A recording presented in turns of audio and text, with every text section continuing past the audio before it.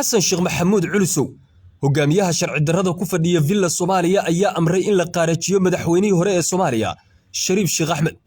xasan sheekh maxamuud qorshaha qaarajinta waxa uu adeegsanaya sarkaal lagu magacaabo Aadan Dheere oo qaraabo dhowla ah mid ka mid ah xaasaskiisa, waxaana si weyn uu xasan sheekh u sheegay inuu u dhibsaday Shariif Sheekh Axmed oo hadda hogaamiye mucaaradka sida weyn isaga uga soo horjeeda kana shaqeynaya in lagu soo celiyo xayndaabka sharciga muddo uu sharci darro ku fadhiyo villa Soomaaliya ku falaaday dastuurka uuna diidan yahay in laga heshiiyo nooca doorasho ee dalka ka dhacaysa. xasan sheekh maxamuud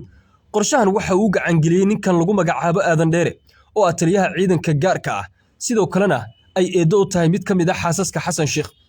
waxaa qorshaha gacan yare isaga uga ah oo kala shaqeynaya ninka lagu magacaabo Macallin Mahdi oo ah taliyaha qaybta booliska gobolka Banaadir, waxaana qorsheynta iyo isku dubaridka howlgalkan harista ah ka qayb qaadanaya laba sarkaal oo ka tirsan hay'adda nabad sugidda iyo sirdoonka qaranka ee NISA oo iyagu galkan gacanta ku haya halka fulinta laga rabo Aadan Dheere. qorshahana uu fududeynayo Macallin Mahdi oo isagu qaabilsan taliska booliska ee gobolka Banaadir. waxa la sheegay in Shariifka la qorsheeyay in lagu beegsado gudaha hotelka Jazeera maadaama la rumaysan yahay inaan loogu tagi karin gurigiisa. Shariif Sheekh Axmed madaxweynihii hore ee Soomaaliya ayaa hogaamiyay shirar mucaaradku ay yeelanayaan oo ka dhaca hotelka Jazeera iyo hoteelada aan ka fogeyn maadaama aagagaas mucaaradku ay aad ugu xoogan yihiin. gudaha hotelka ayaa la qorsheeyay in la geliyo tirab aad u badan oo ka tirsan ciidanka dharcadka ah ee hay'adda nabad sugidda iyo sirdoonka qaranka. ciidankan ayaa Aadan Dheere u qorsheeyay in isagu uu bixiyo amarka kama dambaysta ah ee howlgalka ay ku fulinayaan. qorshaha ayaana ah in marka uu ka soo degayo madaxweynihii hore ee Soomaaliya Shariif Sheekh Axmed gaarigiisa si toos ah loo beegsado lana toogto, halkaasna laga bilaabo rasaas toos ah oo lagu beegsanayo qaybo ka tirsan ciidankiisa. ugu dambeynna faamilkiisa loo sheego inuu ku dhintay iska horimaad dhex maray ciidamo ka tirsan kuwa dowladda iyo ilaaladiisa. haddii ay taas suurageli weydo waxaa la qaatay go'aan ah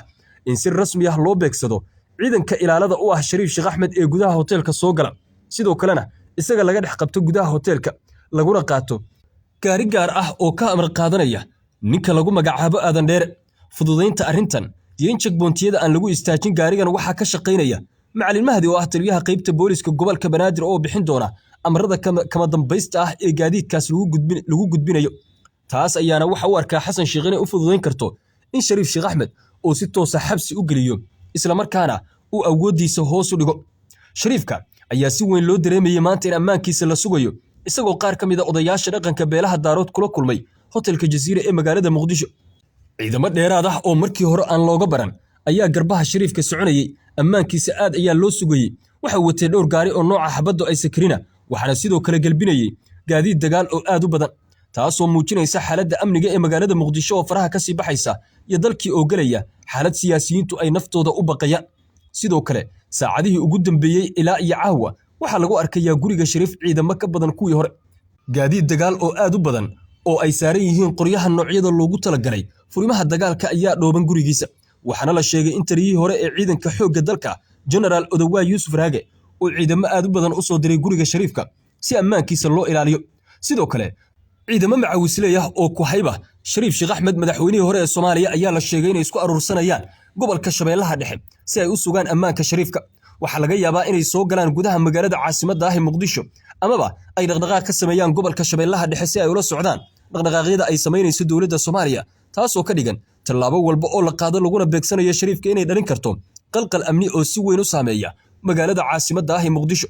xasan sheekh maxamuud ayaa u arka arrintan inay tahay tan ugu dambeysay oo ku soo afjaraya dhinacyada ka soo horjeeda iyo mucaaradka, wuxuuna rumaysan yahay in awood ciidan uu dalka ku maamuli karo si lamida dowlado kale oo Afrikaan ah oo uu hadda ka loox jiidanayo.